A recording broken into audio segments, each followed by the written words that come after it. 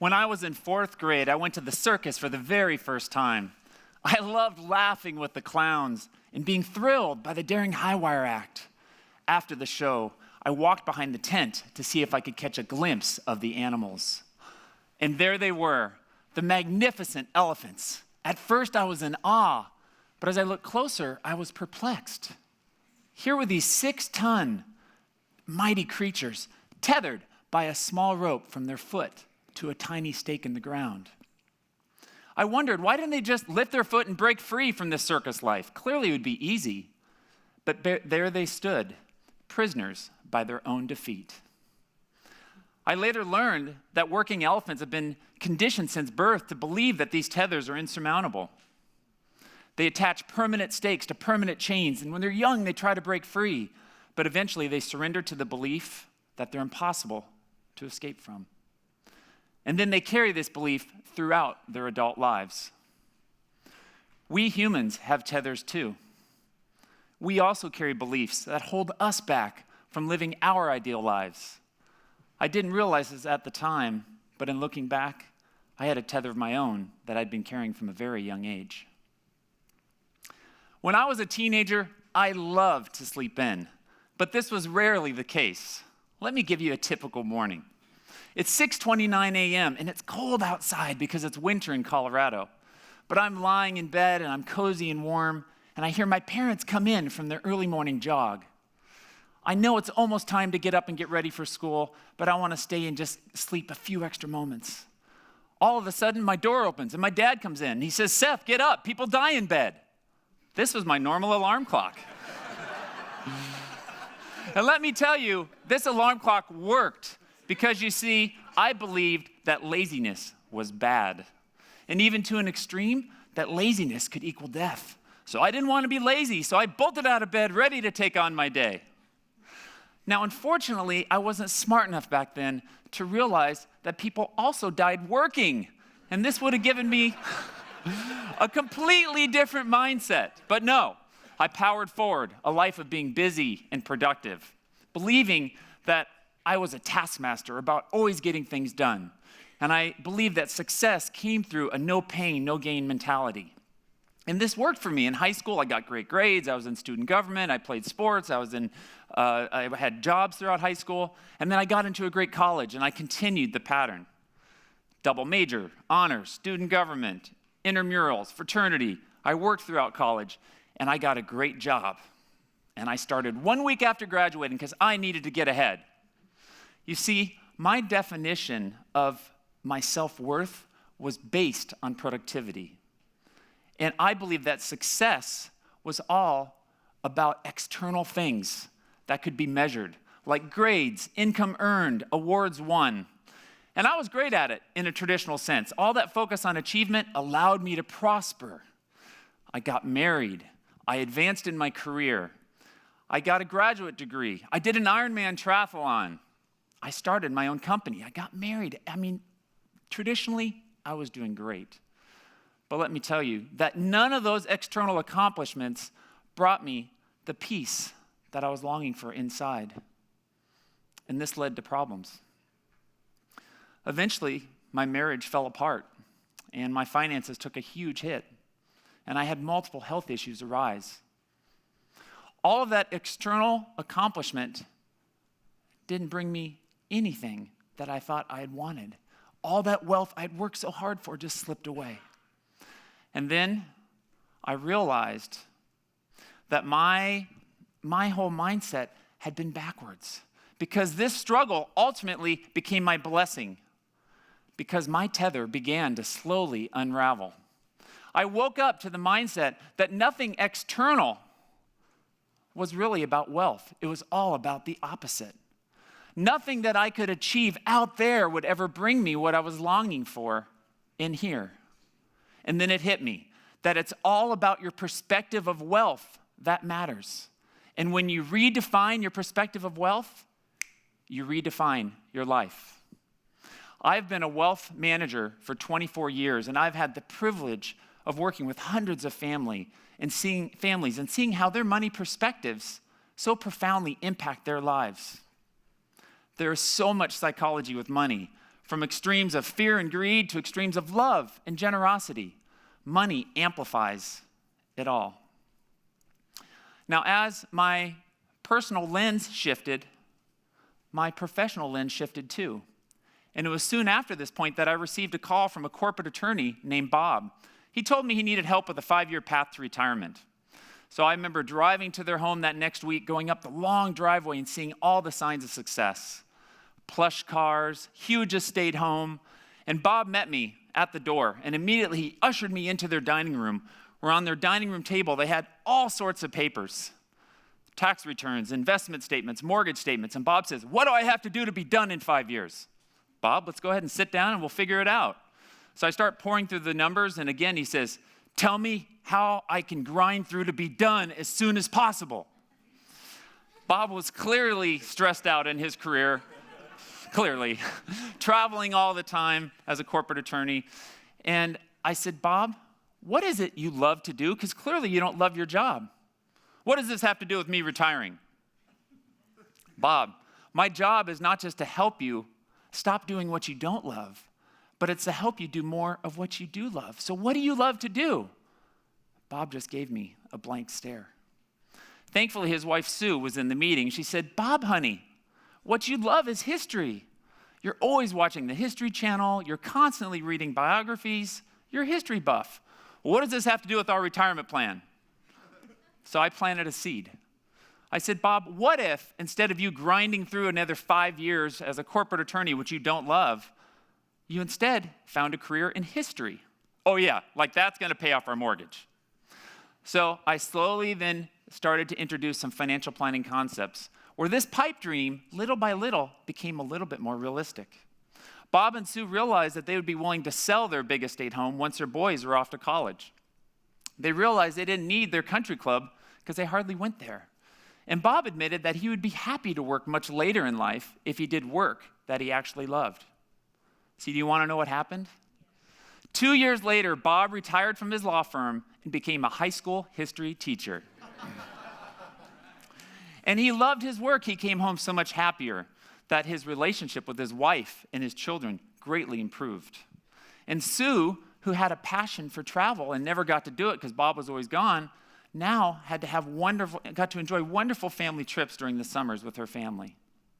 So if you're grinding through a career you don't love just for the money, you can rebuild and reprioritize to have a life with greater purpose. Sometimes we all need help, a little nudge to focus on what really matters.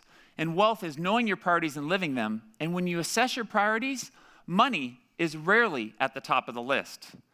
I have seen over the years that happiness comes from non-material sources. Wealth is ultimately about meaning, not how big your retirement account is. And meaning comes from your relationships and the impact you have on others. I experienced this firsthand last summer when my 13-year-old daughter and I went on a service trip to Guatemala where we volunteered at an orphanage. I remember our last day so vividly. We woke up in our host family home and we walked past the countless stray dogs to get to the bus station where we hopped on a crowded chicken bus that motored its way up the windy mountain road with big billows of smoke going behind. We arrived at the blue gates of the orphanage about 45 minutes later. And I remember we walked about 15 steps past the gates, and then the kids saw us, and they came rushing in our direction, like every morning. And the first hand to reach me, as always, was that of Debbie. Debbie was an adorable 4-year-old girl. And I remember that morning she wore a sparkly dress with a matching sparkly hair tie that held back her long black hair into a ponytail. And she had big, sparkly eyes, brown eyes, that was almost as sparkly as a dress. And like with every morning, our routine was Debbie would grab my hand and she would lead me around the property to smell the flowers. First, she would smell the flower, and then she would yank me down, and I would give an animated response, and that brought giggles to Debbie, which just absolutely melted my heart. The day went by so quickly. I remember we had a tea party with worn-out plastic teacups, and we sang songs with the other kids, and we played games, and before we knew it, it was time for me to leave. We had to catch our last bus back into town. I was so sad about leaving Debbie. I wanted to give her something, a token of my affection. So I remember going to my backpack and looking inside my backpack to try to find something. And all I found was a penny. And so I went up to Debbie and I said, Debbie, I want you to know how special this time has been with you. And you are such an incredible girl. I will always remember you and keep you in my heart. Please take this penny as to represent the amount of caring that I have for you, Debbie. And she took the penny and she gave me a hug of a lifetime. And then with tears in my eyes, I had to go say goodbye to the other children and the other teachers. And it wasn't until about an hour and a half later that my daughter and I were kind of debriefing about that farewell day. And she told me that when she saw Debbie to say goodbye to her, she was standing with her hand clenched closed. And she said, Debbie, why is your hand clenched? She said, Tengo un regalo de su padre. I have a gift from your father. And she opened her hand and revealed the penny. And thankfully, she took a photo of this precious moment. For many Americans, a penny is worthless. It's something we just toss away. Yet for me and Debbie, this penny was so valuable because it represented the meaning behind our connection. And when there is meaning, there is value. So where do you find meaning and what do you value? The choices you make every day around money and how you spend your time should be a direct reflection of your values. Yet millions of people are spending their time running from meeting to meeting, battling endless emails, dealing with heavy commutes, all in an attempt to get ahead.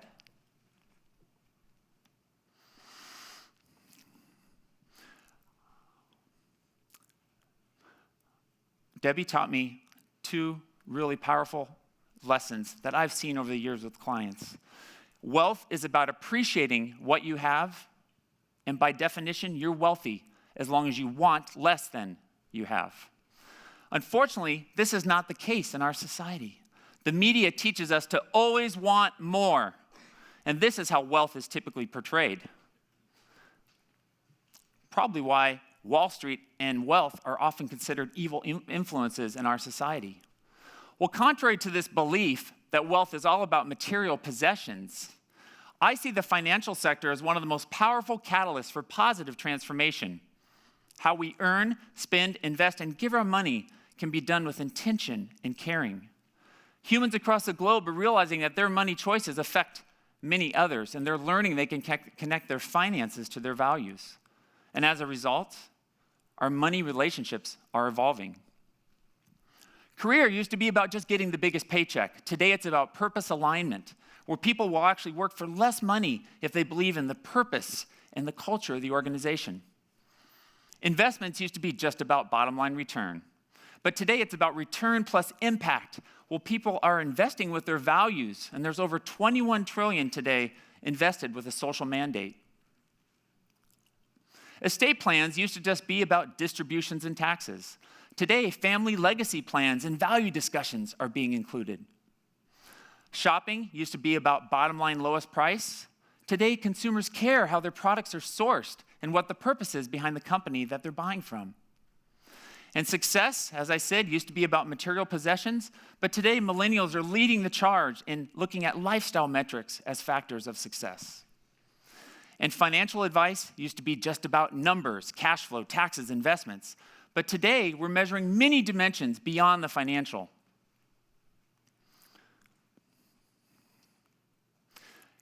Some examples. Impact is the level of impact you're making in the community or the planet.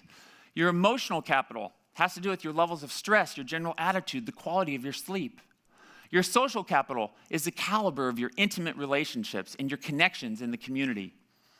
Your fun is your daily joy and how often you have a huge belly laugh. Your physical capital is how your body looks, feels, and functions. Your spiritual wealth is your connection to a grounding framework beyond yourself. Your intellectual capital is the degree to which your mind is always growing and stimulated versus bored. And your career wealth is when your talents, values, and passions are aligned in your employment. We are what we measure, And thankfully, my industry is now starting to measure what really matters.